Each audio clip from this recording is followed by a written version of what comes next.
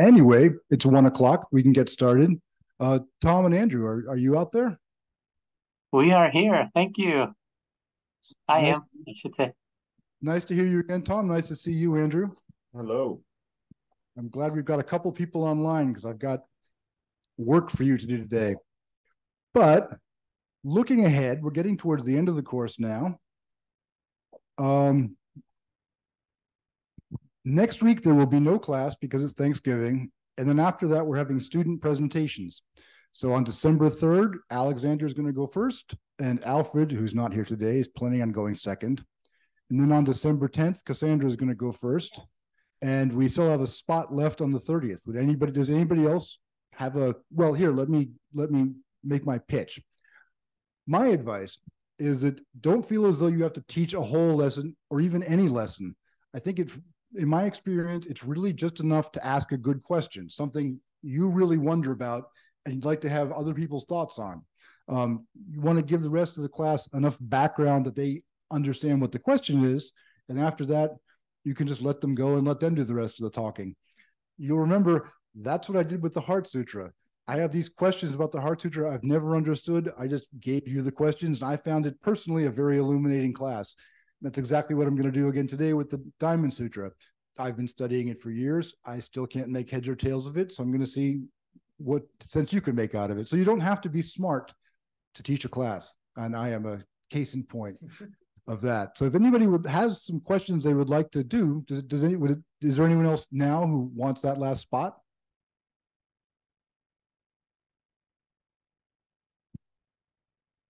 Tom or Andrew, you're not jumping in? Well, if you want to, you have my email there and you can email me. Otherwise, I can take that last spot and we'll have a kind of a course debrief and just talk about the class and what you liked and what you suggest we do differently the next time. Today, we're going to talk about the Diamond Sutra. And in particular, we're talking about it. We started talking about the development of Mahayana Buddhism, and we looked at one of those first Mahayana sutras, the Prajnaparamita, the Perfection of Wisdom Sutras, the Heart Sutra, and where it says form is emptiness and emptiness is form, and we struggled with that. And then we took a kind of a detour and read the philosopher Nagarjuna, who explains the theory after the fact. He wrote these things after the Perfection of Wisdom Sutras, but when you read his explanation, the Perfection of Wisdom Sutras make a lot more sense. And his argument is that it's important to understand that emptiness and form are really the same thing. It's not just that forms are empty, it's that emptiness and form are the same. They're no different. And that's the crucial understanding. So with that in mind, I want to look today at the Diamond Sutra. Are you all familiar with the Diamond Sutra? I read it this weekend. Alexander read it this weekend. Cassandra made a blank look. I'm not sure. I read it a couple times over the past week and this morning. We've read it a couple times over the past week and this morning. How about Tom and Andrew? I know of it. I've never studied it. Really? Yeah. Well, great. This will be a good introduction. Tom, how about you? So I've read it quite a bit and still would love to study it, but definitely read it aloud a number of times. I've been reading it for years. Of course, I was teaching a retreat here many years ago, and we were reciting the Heart Sutra 2 or 3 times a day. And I was staying at the temple with the students, and so I would go to sleep at night chanting the Heart Sutra to myself to put myself to sleep. And that was very confusing. So I studied that, and everyone told me, well, you should read the longer ones. So I read the Diamond Sutra, and I was confused by that. And they said, you should read the longer ones. So I read the Perfection of Wisdom in 8,000 lines. That was just the same problems, just on a bigger scale. So I decided to focus on the Diamond Sutra because it's more manageable than the big ones. It gives you more to chew on than the Heart Sutra. Still find it very confusing. It's a 32 chapter sutra. It's about 15 or 20 pages in English, depending on the translation. But most commentators agree the first 5 chapters summarize the main point, and the remainder of it is expanding on points introduced in the first 5 chapters. So we're going to look at that. It's pretty short and see if we can figure out how those first 5 chapters fit together. So what are the different points being made in each chapter, and how do they fit together? And I would encourage you as we read it, this is my own personal interpretive assumption, other people differ. The Buddha is talking to Subhuti. Subhuti is his disciple. It's commonly assumed that Subhuti already knows everything that the Buddha is going to tell him, and he's just asking questions for the benefit of the other members of the audience. I'm not sure that's the right way to read it, because Subhuti actually says in chapter 14, he says, I have never heard this before. Since I first became a monk, this is the first time I've heard this. And he also says in chapter 9, he identifies himself as an arhat. The whole sutra is about how to be a bodhisattva, but Subhuti starts out by identifying himself as an arhat. So I think it makes sense to think of the sutra as the education of Subhuti. In particular, Subhuti learning about what it means to be a bodhisattva. So I find it helpful when you read to kind of put yourself in Subhuti's position. What exactly is the question he's answering, and how does the thing that the Buddhas say answer his questions? How would he interpret those answers? So that's just my personal approach. It hasn't worked very well so far, but I'm still working on it. I encourage you to try that, to see it as it says Subhuti's introduction to the Mahayana ideal of the Bodhisattva. So let's just read the first 5 chapters. They're not very long, and then I'll let you guys talk about them in groups. And I put the chapters in the chat for those of you who are online. So chapter 1, and I'll just read it. Thus have I heard at one time, the traditional beginning. The Buddha was in the state of Shravasti in the Yeda Grove with a gathering of monks numbering 1,250. At mealtime, the world-honored one put on his robe, picked up his bowl, and went into the city of Shravasti to beg for food. After he had gone from house to house, he returned to the grove. When he had finished eating, he put away his robe and bowl, washed his feet, straightened his mat, and sat down. Okay, so that first chapter is pretty easy. It's just the setting, a normal day in the life of the Buddha. At that time, the elder monk Subhuti was among the gathering of monks. He rose from his seat, bared his right shoulder, kneeled his right knee on the ground, and with palms pressed together before him, respectfully spoke to the Buddha, saying, "Rare one, world-honored one, the Tathagata protects and is concerned about all bodhisattvas, and he instructs all bodhisattvas." The Tathagata is another name for the Buddha. World-honored one, when good men and women commit themselves to enlightenment, on what should they base themselves, and how should they subdue their minds? The Buddha said, "Wonderful, wonderful, Subhuti. You said that the Tathagata, the Buddha, protects and is concerned about all bodhisattvas, and that he instructs all bodhisattvas. Now listen carefully while I tell you, when good men and women commit themselves to enlightenment, on what they should base themselves, and how they should subdue their minds. Excellent, world-honored one. I eagerly await your answer." All right, that's the second chapter. That's pretty easy. It's the Subhuti's question. Now it's where it gets weird. The Buddha said to Subhuti, "All great bodhisattvas should subdue their minds in the following manner. They should realize, as they vow to save all sentient beings, that in truth there are no sentient beings to be saved. And they should realize, as they vow to save all the infinite, innumerable, illimitable sentient beings, that in reality there are no sentient beings to be saved. When they vow to lead them all to nirvana without remainder, be they born of eggs, wombs, moisture, or transformation, or whether they have form or no form, or whether they are able to perceive or do not perceive, or cannot perceive or will not perceive, they should realize that in truth there are no sentient beings to be led to nirvana. And why is this? Subhuti, if a perception of self, a perception of human beings, perception of sentient beings, or perception of the soul takes place, then he is not a bodhisattva.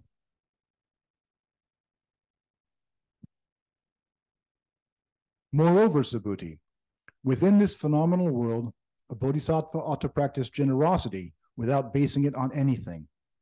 This means that he should not base his generosity on form, and should not base his generosity on sound, smell, taste, touch, or thought. Subhuti, the generosity of a bodhisattva should be like this, and it should not be based on any perception whatsoever. And why is this? If the generosity of a bodhisattva is not based on any perception whatsoever, then his goodness will be immeasurable. Subhuti, what do you say? Can the vastness of the space to the east of us be measured? No, it cannot, world-honored one. Subhuti, can the vastness of space in any direction be measured? The vastness of space to the north, west, south, west, north, up or down be measured? No, it cannot, world honored one. Subhuti, then the generosity of a bodhisattva is not based on perception. When the generosity of a bodhisattva is not based on perception, his goodness is just as immeasurable as that. Subhuti, a bodhisattva should base himself on this teaching and this teaching alone. Subhuti, what do you say? Can you see the Tathagata in the perception of his body? Can you see the Buddha in the perception of his body? No, world honored one. No one can see the Buddha in the perception of his body. And why is this? The perception of the body that the Buddha is talking about are no perceptions of the body. The Buddha said to Subhuti, all perceptions are delusive. If you can see that all perceptions are no perceptions, then you will see the Tathagata. So again, that's the first 5 chapters that are supposed to summarize the whole thing. I'm going to let you guys talk about it in groups. I put the translation in the chat. See if you can figure out what's being said in the 4 chapters and how they fit together. Cassandra has a question. Return to chapter 2. What was the immediate question? The immediate question is, when good men and good women commit themselves to enlightenment, on what should they base themselves and how should they subdue their minds? And in the 3rd chapter, he talks on how they should subdue their minds. And in the 4th chapter, he talks about on what they should base themselves. Okay.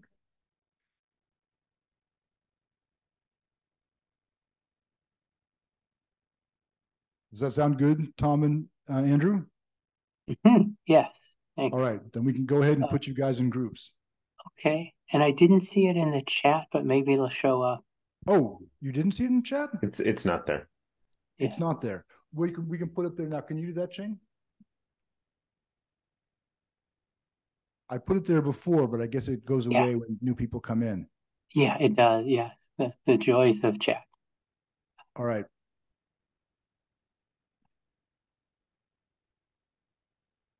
Okay, join room 1.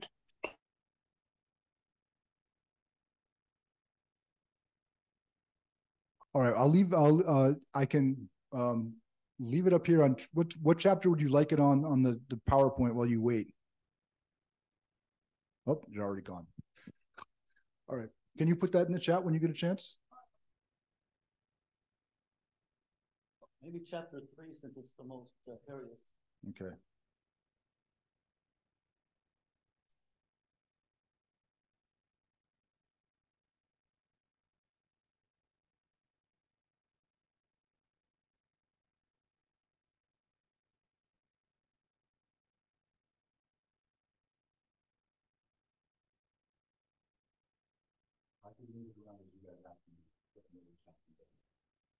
What was the immediate, not the immediate question, the question for the discussion?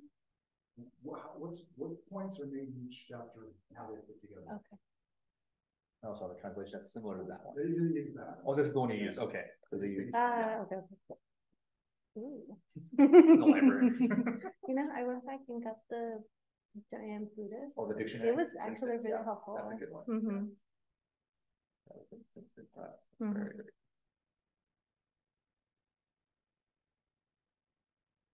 So we're just gonna go chapter by chapter, find the points. Yeah, we can summarize, or and then the bigger propositions we can try to tackle. Clip notes of each chapter. Try to make clip notes, basically. What is each chapter talking about? Chapter 1's Tell me what pretty, chapter like you put up. well, chapter 1 is pretty basic, just the setting, It's a right? setting, yeah. We don't need to drill into that, do It will just be No. the question in the chat. No? Okay, let me work on it, okay, sorry. Okay, what? I'm sorry, so you couldn't see it.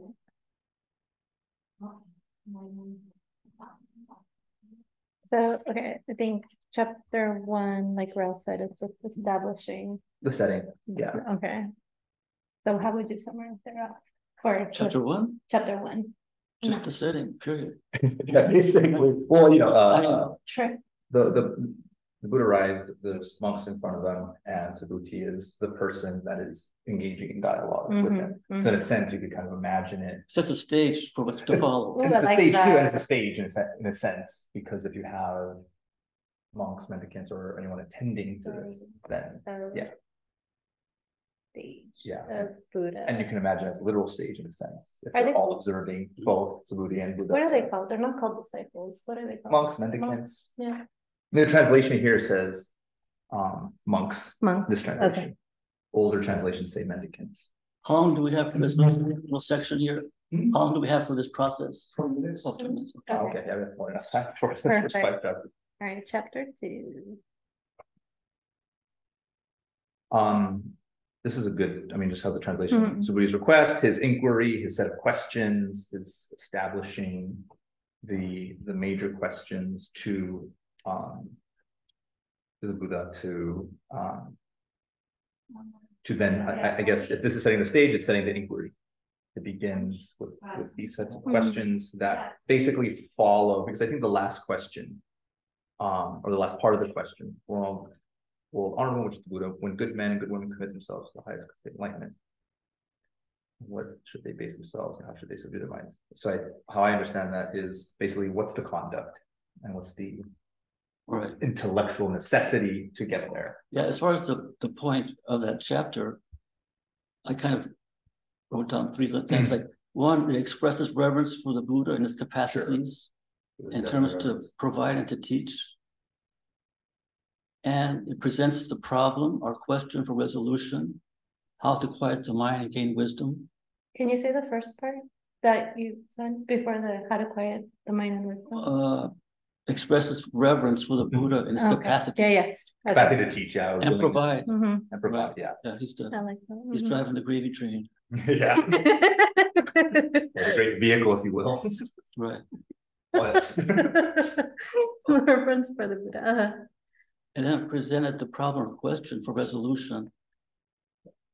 So how to quiet the mind and gain wisdom. But I felt like he asked two different questions. It's first, on what should we base ourselves? And then the second question, how should the minds be subdued? Don't be afraid to jump ahead and see if you can reverse engineer the question from the answer that he gives. Okay. That's where it gets harder. Okay. But I think, I think one thing to grasp is what you said, which is basically, quiet the mind, subdue the mind.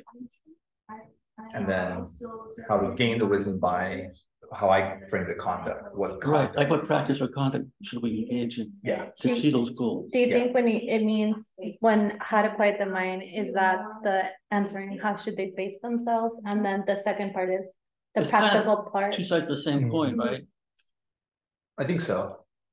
I would agree, yeah. I mean, it's like you can't separate one completely from the other. Yeah. Okay. Yeah. I mean, you can focus on one more than the other, but they're still kind of connected. Yeah. Okay. So, and I think then it continues. And then he sets up the answers. This doesn't really tell us much. We're just saying, all right, get ready. Hold on to your pants. Tighten that seatbelt. Tighten that seatbelt, because then it's chapter 3 where it's the base. Before we get into this, did it seem to kind of like it's almost like a rehash of some of the same material that was in the Heart Sutra in terms of the ineffability of form and all that stuff? I think so. Content as well as just repeating phrases and statements. If we understand it as a sutra in the sense of that this is the first transmitted framework. So it didn't seem like totally brand new material. Right. I mean, we kind of got some of it from the Heart Sutra already. But you know, that's how Buddhists are. They like to say the same thing, but in different ways. You never want to click with you, right? Yeah. The more the better. You're good at it. Very cool. So then chapter 3 is where it begins the answer. Exercise again. It should say, if a bodhisattva, in the third line from the bottom, if a bodhisattva has a perception of the self, perception of human beings, sentient beings, or a soul, then they're not a bodhisattva. Okay. Okay. It's also here. Yeah. The bottom. All right. So it's, first of all, well, it seems like it's not answering the question. The question was, how to behave, right? But, To yeah, gain wisdom, whatever. yes, And then they answer with if you perceive differences, then you're not gonna hit the mark. But it's not really. Yeah, it's not answering the direct question. It's not answering the question Ah, directly. right. But it's saying like, wait a minute, you're asking this question, but first you got to think about this. Probably. And you maybe got to disavow this. He's taking it back a couple steps. Yeah, and what do you say about reverse engineering? Okay. But yeah. And so going back to what you're asking about the Heart Sutra, this is almost, you have these forms, however they're born, however they exist, born of eggs, born of wombs, moisture, information, form or no form. We can, if we want to interpret that contemporaneously as microscopic elements, even though you could argue that's form if we can't perceive it. But then even with infinite and innumerable and movable, there's still something empty, like going back to the framework of emptiness. These things are empty. Yeah. And in the most common and general sense, when you mentioned microscopic, what if the guardian knew about quarks? In terms of being irreducible. Sure. I'm doing a presentation on that. You're gonna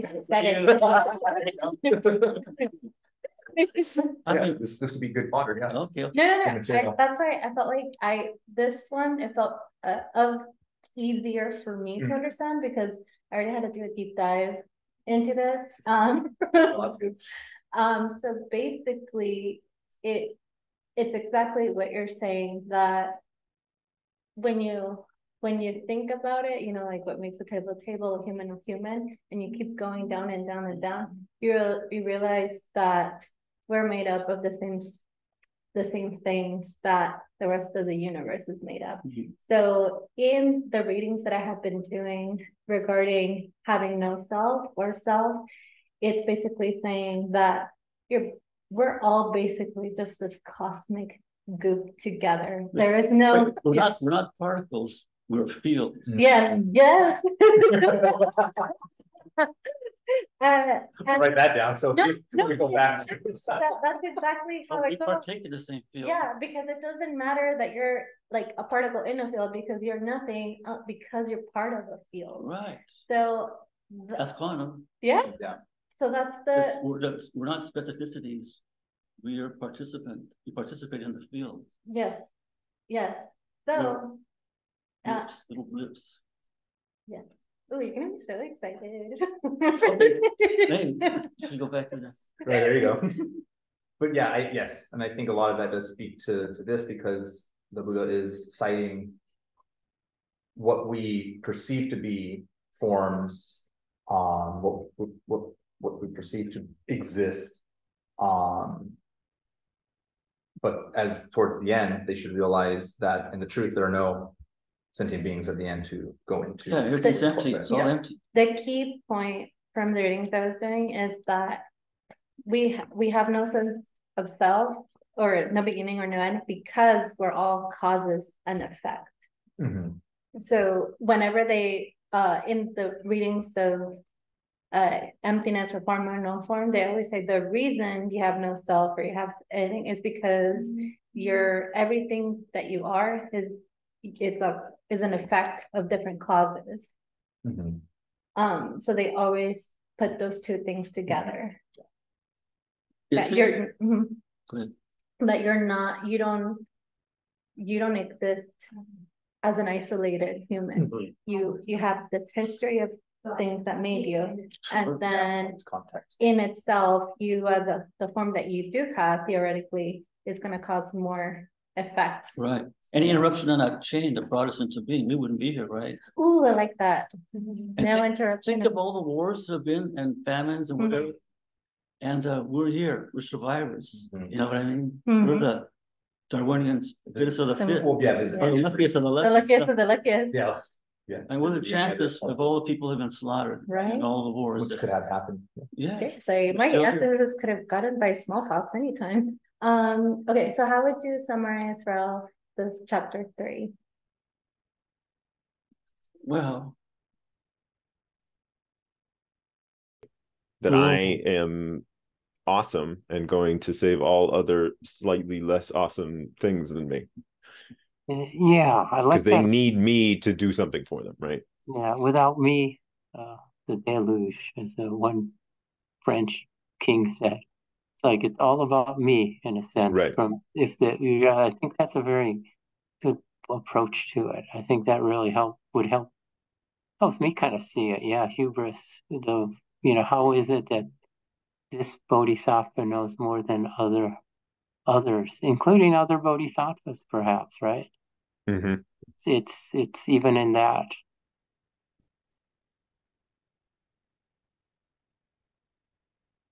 Yeah, I mean, so from that, it's now once we've entered into this sort of pride, we're no longer able to do so, right? Mm-hmm. Now you've got pride, you've got a sense of yourself, and you've got a sense of your own superiority, and in that way lies delusion. It's not in that way, doesn't lie delusion. That way is delusion. Mm-hmm. Yeah, for sure.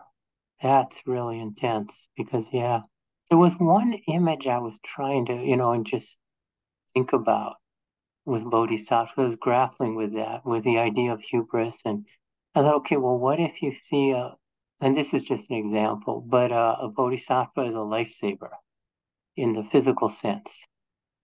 And if you had a lot of people who are trying to save people's lives, say in the water, Mm-hmm. none of them would have hubris, right? Almost because their wisdom would be such that they could see who each and every one of them could save and what was necessary, the skillful means that were required. And none of them would be saying, well, I saved more lives than you saved. Or let me save that person because you're, so I can rack up my numbers while you know what I mean? Right. Yeah. There's a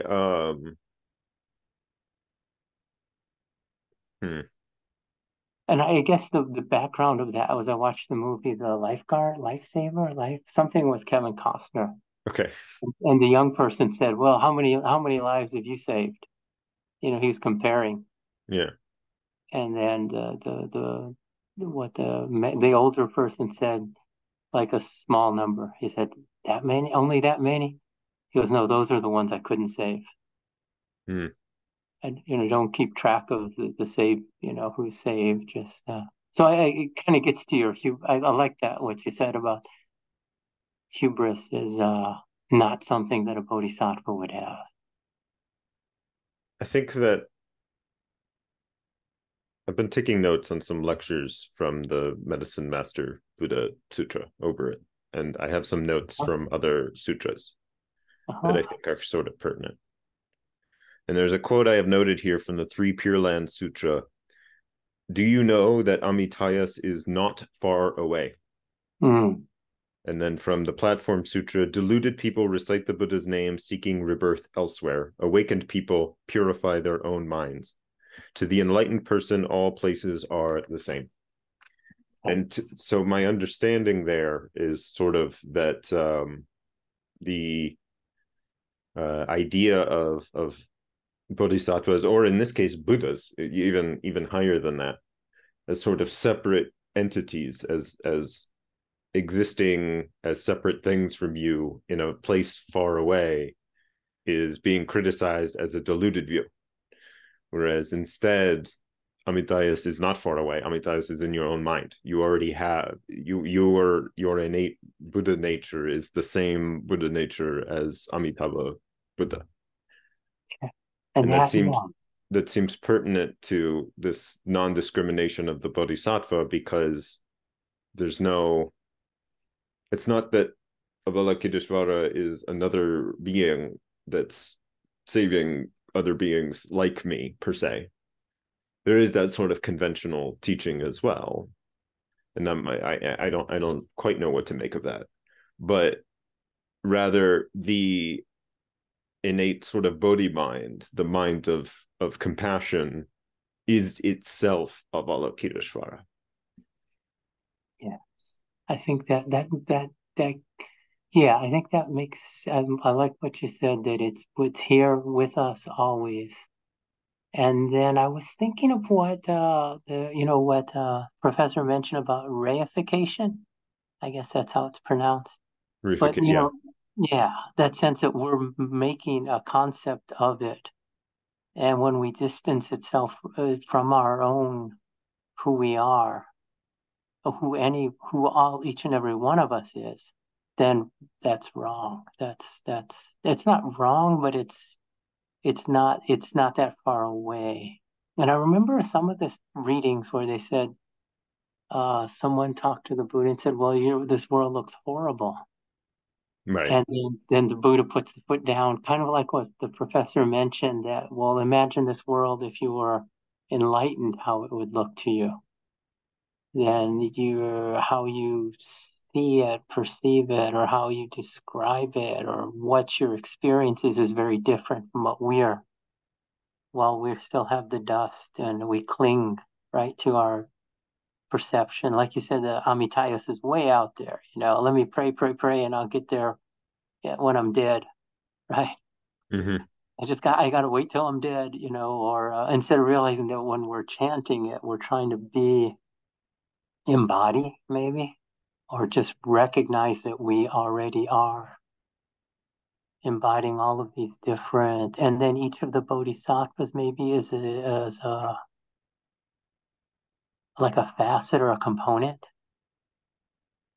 Yeah, I don't have in my notes where this comes from. It might have just been the venerable speaking, but they point out that the teaching isn't that Avalokiteshvara is compassionate. Avalokiteshvara is compassion. Yeah. It's not that Manjushri is wise. It's Manjushri is wisdom. Is wisdom. And when you show those things, you are them. They are you. It's not a you and them. It's just a single unified mind as an expression of those like properties.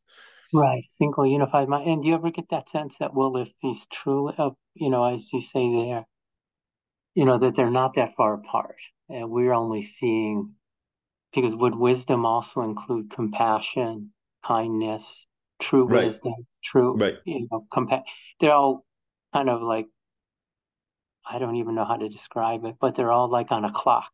Right. How could you be compassionate, but then not also interested in knowing the means of expressing that? And if you understand if you're all wise, then you would want to be compassionate towards.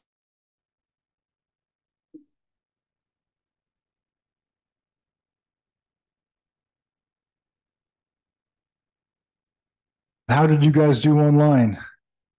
We were doing well. We were in the middle of speaking when we got pulled back. That's how well we were doing. Sorry about that. No, we got to move on. That's fair, but it's good. Would you like to, Andrew? Would one of you like to recap your discussion for us? Yeah, I could, if that's okay with you, please, Tom. Absolutely, thanks. Well, to start, we started with the question of what was Subhuti exactly asking in chapter 2, because in some sense it's a bit of an odd question for an arhat to be asking. What should a good person or a good man or a good woman base their minds on to purify them? An arhat is supposed to have purified their mind. It's sort of a weird question to be asking. How do you go about doing that when you've already done it? There is the one form of asking a question for the benefit of others, but there is also perhaps something to the exact question revolves around Anuttara Samyak Sambodhi, the supreme and perfect enlightenment, which sort of fits in with this Mahayanist idea of sort of grades of enlightenment, that the Arhat's purified mind is not the basis of that supreme perfect Buddha vehicle, that ultimate enlightenment. And so his question is maybe premised upon that sort of Mahayanist, not quite criticism of the other enlightenment, but not criticism either. How do we base it for that supreme perfect enlightenment, not just the enlightenment that I have already attained? To which the question or the answer seems to be essentially to remove a discriminating mind. And then for the next several chapters, there's different forms of mind discrimination that are explained as not being real. Or like in the third chapter, there's beings and there's you and there's beings to be saved. But in establishing those, you've created these ultimately false categories of yourself and then other beings.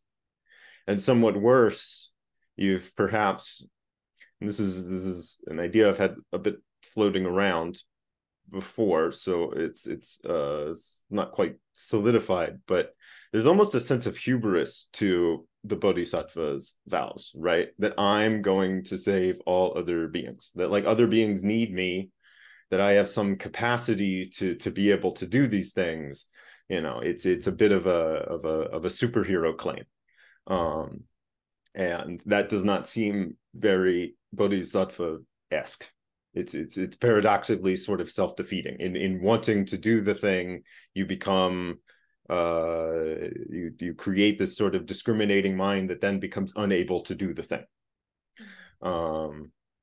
And so it seems like what the criticism, or what the point of particularly chapter 3, but the next several ones, is in deconstructing that you are not, that the bodhisattvas are not separate beings from all other sentient beings. Like the encapsulated within each sentient being is that same sort of Bodhi mind, that Buddha, innate Buddha nature, that is ultimately sort of the unified source of enlightenment for all like others.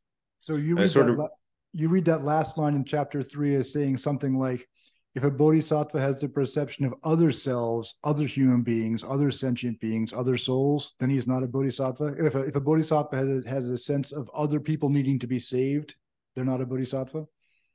Right. But a part of that is also in delineating the self element of it, because that's to me almost like tautological. If there's an other, there's a self, and if there's a self, there's an other. Like those have to go together. And we sort of related it to some other teachings, like some Pure Land teachings about the exact quote I have noted here is from the 3 Pure Land Sutra. Do you know that Amitayas is not far away? Which is something that I've been sort of taught as saying that, you know, it's not about this far away sort of place and this far away great being, but rather Amitayas is not even the Bodhisattva, a Buddha is ultimately that same sort of innate core essence, that the Buddha nature of any given being is the same Buddha nature as Amitabha Buddha, as Shakyamuni Buddha, as Medicine Master Buddha, as all of these different Buddhas, and to say so for various other bodhisattvas. And indeed, if all beings have that sort of innate Buddha nature, then it's the same as all other beings. And there isn't really all other beings, but just sort of this core essence, this Buddha nature which pervades across all realms. And then did you guys get to chapter 5?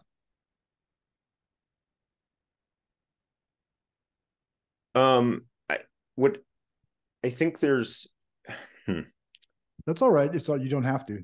If you didn't discuss it, that's fine. We did not. We did not get that far.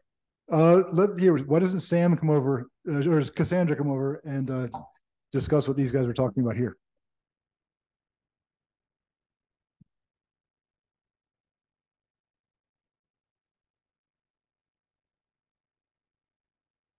Okay, so for chapter 5, it followed the same current of there is no way for anyone to know how the Buddha is perceiving the world in his own body.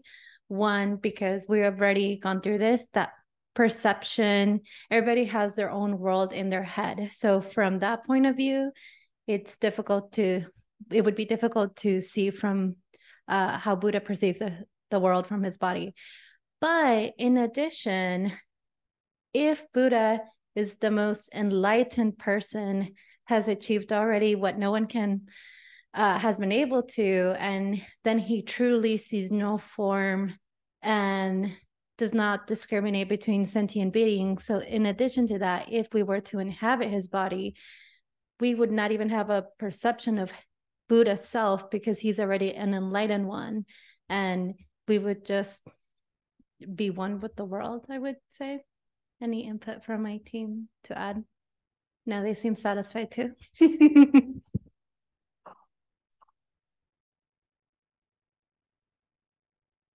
Well, that's very interesting. Thank you all very much.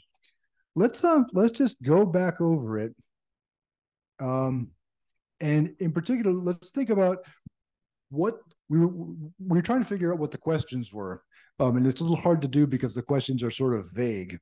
And then I suggested to the group here to sort of look at the Buddha's answers and see if you can reverse engineer the questions from the answers that he gives. What exactly is this explaining?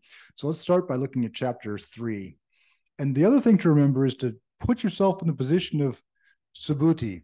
And sometimes it sounds like Subhuti is just being a wingman, just feeding the Buddha easy questions. But if we assume that that's not true, that Subhuti is really thinks of himself as an arhat, doesn't understand this new bodhisattva thing, and is getting schooled in the Mahayana, that's another way to look at the sutra. So if you were coming at this chapter 3 from the perspective of someone who doesn't really understand what a bodhisattva is, who thinks of themselves as an arhat, how are they going to interpret the question? What do you think from the point of view of a traditional arhat is going to be the first thing that jumps out to you from this answer? Anybody? The perception of self. Oh, Cassandra. Remember, lead himself to enlightenment, but that means he would have a sense of self to begin with, which is different than what the Buddha is trying to instruct a bodhisattva to do. So how would this be different from the answer that Subhuti would be expecting? Probably if Buddha wanted to follow the arhat route, he would say something of just take care of yourself, be mindful of yourself, do your own practice, and you'll reach enlightenment. But instead he puts 180 on Subhuti, yes. and basically says, actually, you can't think about yourself. You can't even start to distinguish other people. You're just all one of the same. So to start out with, I think the important line the important word to emphasize in that second line is the bodhisattvas vow to they should realize they vow to save all sentient beings. The arhats are just trying to save themselves, and that's hard enough. That's a lifetime's worth of work. And now he's hearing that the bodhisattvas are not only trying to save themselves, but are vowing to save all sentient beings. And then where does the chapter go from there? How do you save all sentient beings? How do you subdue your mind to save all sentient beings? Tom, you want to take a shot? How does the Buddha finish the answer in this chapter? Okay, so the Buddha finishes it.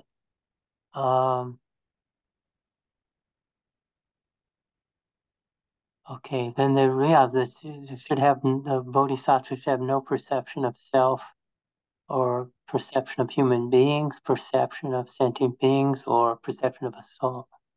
So there should be no non-discrimination. So not only do you have to save all sentient beings, you have to do so without even forming the thought of sentient beings. So that's a puzzle right there. So this third chapter is going to leave poor Subhuti kind of tied in knots. How about this fourth chapter? What do you think is the first thing that's going to jump out of this answer to Subhuti as an arhat, as a traditional arhat?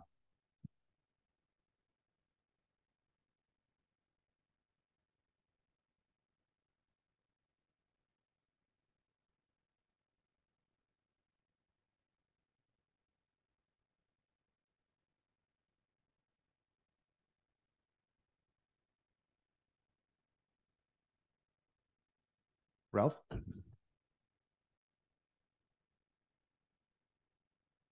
Well, it just seems like it's another attempt just to make us aware that perceptions of individuals, whether it's self or other, are not ultimately accurate. Anyone who holds that opinion or thought they were a separate entity is not per se a bodhisattva, or cannot be until they have that realization. What does an arhat do? Practices self-perfection. What looks like austerities from the outside. Oh, yeah, right. Do you think of an arhat as generous? Do they look like Santa Claus? No, not at all. They look like they're pretty lean and mean. I mean, their robes just barely hang on them, and they're not like chubby Buddhas. I think that's exactly right. From the traditionally, it wasn't the part of the function of an arhat to practice generosity. That wasn't one of the virtues of an arhat. And in fact, generosity in general is understood as things that make life better, either in this particular life or more often in a future life. Things that will benefit you in a future life. But an arhat's not being reborn. They're not going to have a future life. They're not trying to make things better in the conventional sense. So practicing generosity is something that wasn't on the table for an arhat, but it seems to be something that's important to the bodhisattva. And that's the difference between the Mahayana and Theravada traditions, where the Theravada monastics are more on the arhat side of things and looking out for themselves. I mean, that's the theory, but they get an awful lot of support from the community. I mean, they live off the generosity of the community. So I think there is some feedback there where the commoner is not seen as having the luxury of a lifestyle that permits that type of contemplative activity, meditation, and those types of things. But those who are able to engage in it, they sustain them through donations or whatever. But I think that it provides opportunity in that framework for the commoner to gain merit by providing for the arhat. So the arhat is on his own journey per se. The commoner can kind of tag along by supporting his efforts and contributing and supporting those activities. So in traditional Theravada Buddhism, who were the people who were expected to be generous? The commoner. As opposed to who? The bodhisattva or the arhat.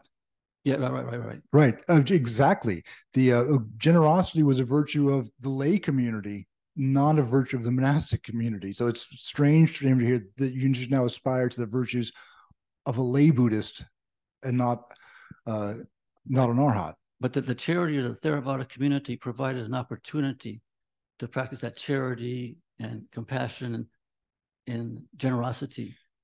Because in the absence of people to give to, I mean, you can be kind to your kids and your neighbors, but it's not exactly the same thing. That's absolutely correct. And a great example of that is the grove that they're in. The grove that they're in was actually bought by a lay Buddhist for the Buddha. He wanted to buy it and was told he could get as much land as he could cover in gold coins. So he covered this whole area in gold coins and gave it to the Buddha to preach in. So here again, this act of generosity from a commoner, not an arhat, not a member of the Buddhist order, but a lay supporter, is what made this, were the causes and conditions that made this teaching possible. So that's interesting. So now Subhuti's wondering, all right, you want me to be involved in generosity? What does that look like? What does it look like? Andrew, you want to describe it for us? Well, I had something from the previous point. Oh, please. Where it doesn't seem, I don't quite see how this is adding up in the sense that you seem to be describing, because the monastic, the various Shrivastan monastics, Theravada, what have you, what they are giving is the opportunity to make merits, and that's something that's sort of that's taught, right? Is that it's very important for the monastic community to accept alms non-discriminatingly, so that the other people have the opportunity to make merits. And that is to I fail to see how that isn't a form of giving. It's giving the opportunity to give. So that seems to me, particularly because from what I understand, the two things that the monastic is supposed to give are the opportunity to make merits from almsgiving and the Dharma, the teaching of the Dharma. Which sort of under its own framework, those are like the two most important things that a person can give to somebody else, surely, right? One of the big questions here, and I don't really understand the answer, so I can't give you as clear an explanation as I would like, is what is the nature of merit? And what is, going along with that, what is the nature of generosity? In traditional Buddhism, the merit attained by a commoner, a lay practitioner, is presumably different from the merit achieved by giving alms is probably different from the merit achieved by collecting alms, by giving someone the opportunity to give alms, and what that is. So if Subhuti is trying to understand what the nature of this merit is, he knows what the nature of a gift is. A gift is a meal. A gift is some land that you can give a sutra on or stay for during the rainy season. What is the kind of gift that the Bodhisattva gives? What does it look like? And what does it look like? How does the Buddha answer him? Do you want to try, Andrew? I was looking at you. You can't tell. I understand. Well, I don't understand, but I understand that you were looking at me. That part I understand. Thank you. It sort of makes me think of the story of the two monastics. I don't remember who they were, I'm going to be honest, who went to the two different communities to collect alms. One went to the poor quarter and the other one went to the rich. And the idea was that in one sense, the poor have much greater need to give alms because of sort of the reason, quote unquote, that they are poor is because they did not do so previously. Like the best way to help their situation is to give them the opportunity to give, and then they'll be better off in the next go. But then conversely, like the rich, first of all, they have more to be able to give, which is useful in its own right. But also, you want to make sure they don't sort of go and get lax as they're rich. You want to give them the opportunity to continue that sort of thing. And the lesson sort of taught by rejecting both of those, the teaching is to do so with non-discrimination. That a being is a being, and you are not to sort of divide up who you think is best to receive certain things or best to give certain things or what have you. So that seems sort of related to this idea that should not be based on any perception whatsoever. Your generosity is not discriminated upon different sorts of beings. Or even to connect it to the last chapter, it's not based on the discrimination of the existence of other beings. Like your generosity is tied sort of to yourself and others as the collective, instead of saying that you are being generous to other beings.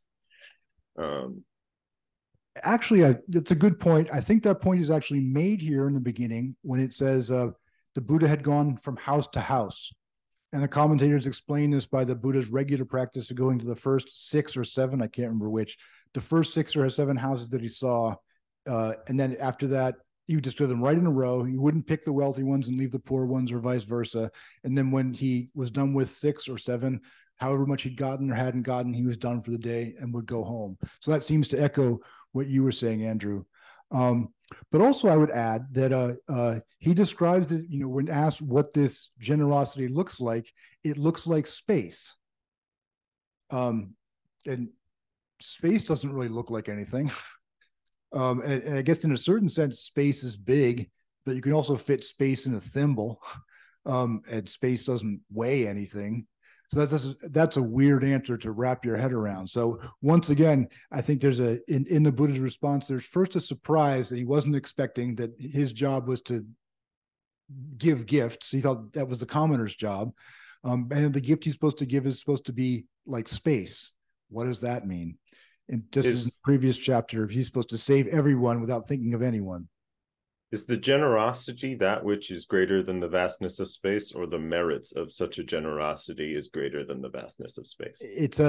That's the question you have to wrestle with in translation, because it comes out differently. That seems quite common in many Mahayana sutras, right? They talk about a practice and then they explain something that's the Buddha says something very big, and then it's like, that's big, right? And then somebody will say, yes, that's very large, and they'll go, it's even bigger than that.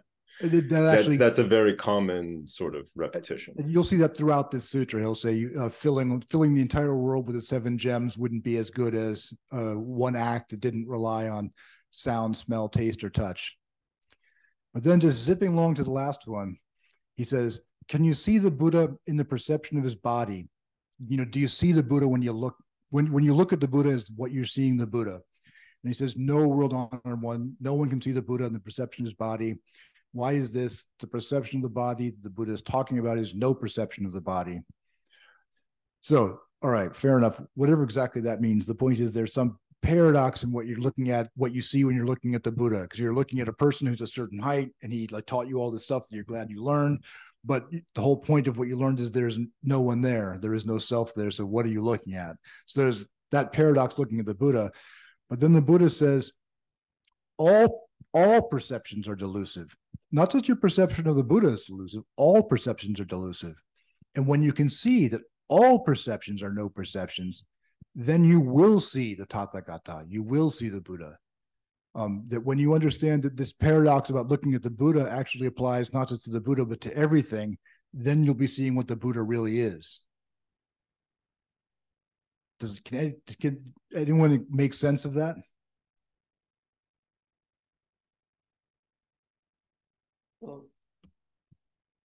So then it's conceptlessness. I mean, if we can't rely on the perceptions, then the truth is that which cannot be conceived. For sure not perceived, because that's sense-oriented. But if can't even be conceived either, then it's ineffable. I mean, we'll never know it. We'll never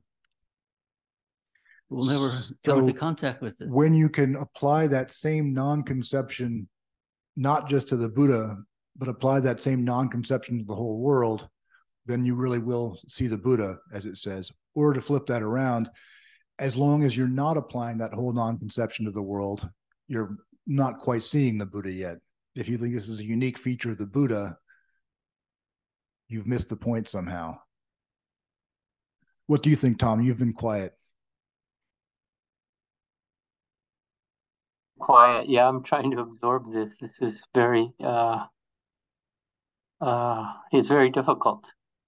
So if you can see that all perceptions are not perception, then you will see the Buddha. Yeah, I'm trying to grapple with it. I mean, I sense that we have conventional perceptions, and if I don't know what I can say, frankly. That's all right, but we are running out of time, so I'll have to leave you there. However, as confusing as it is, when you come into the temple in Hacienda Heights, Andrew and Tom, have you ever been to the temple in Hacienda Heights? Yeah. Uh-huh. All right. Do you remember the front steps when you come up the front steps? Mm-hmm. Yes. And you walk into the Bodhisattva Hall. Yes. And that's the introductory room. And on the top of the wall there, 5 bodhisattvas. But on the back of the wall, there's a scripture, and it's this scripture. The Diamond Sutra is written on the back of that wall. So it's important enough, as confusing as it is, it's important enough that they wrote it on the back wall of the entrance chamber to the temple, which motivates me when I want to give up banging my head against this wall to understand it. So I appreciate you all for taking time. And as before with the Heart Sutra, you've given me some very new ways to think about this, which I'm grateful for. Next week we have off for Thanksgiving, and I wish you all a good Thanksgiving. And the following week we'll have Alexander and Alfred, and the following week we'll have Cassandra and me, or anybody else who decides they would like to convene a discussion.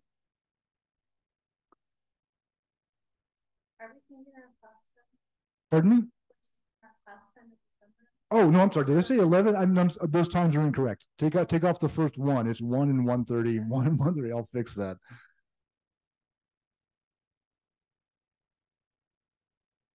All right, then. Well, thank you very much. Have a good Thanksgiving, and I'll see you back in 2 weeks.